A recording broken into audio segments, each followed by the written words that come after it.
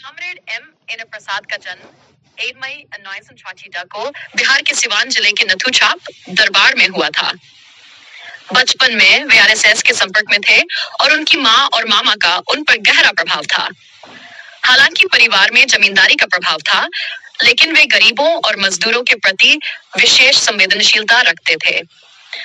उनके करीबी रिश्तेदारों में श्री महामाया प्रसाद सिन्हा और जजिया प्रकाश नारायण शामिल थे, जिनका बिहार की राजनीति में महत्वपूर्ण स्थान था। 1966 में कॉमरेड एन प्रसाद ने रेलवे सेवा आयोग के माध्यम से फर्स्ट फायरमैन के रूप में आगरा में नियुक्ति प्राप्त की और कूपर बंगला को अपना ठिकाना बनाया। उन्होंने south eastern railway men's union सेरम्यू से जुड़कर मजदूरों के मुद्दों पर संघर्ष शुरू किया। उनकी ट्रेड यूनियन में आने का श्रेय आगरा के नेता कॉमरेड पीके भट्टाचार्य जी को जाता है।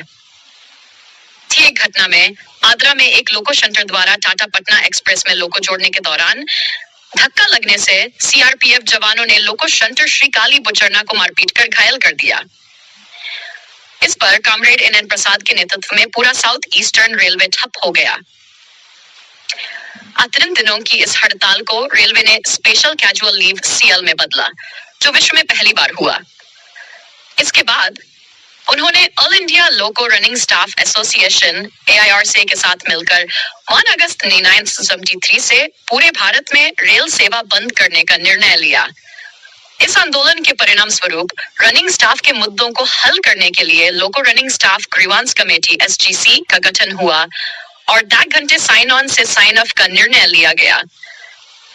यूनियन सब्सिडी में AILRC की हड़ताल के दौरान शामिल लोगों को बर्खास्त कर दिया गया। सभी लोग सुप्रीम कोर्ट से नौकरी में वापस आ गए, लेकिन कॉमरेड एन प्रसाद को आगरा से नागपुर ट्रांसफर कर दिया गया। नागपुर में उन्होंने संगठन को पुनर्जीवित किया और मजबूत स्थिति में लाया। 1998 में 5वें वेतन आयोग की रिपोर्ट में लोको रनिंग स्टाफ के साथ न्याय हुआ, जिसके खिलाफ उन्होंने दिल्ली में भूख हड़ताल का नेतृत्व किया। इस आंदोलन के परिणाम स्वरूप फास्ट ट्रैक कमेटी के माध्यम से सम्मानजनक पे स्केल और माइलेज रेट हासिल हुआ।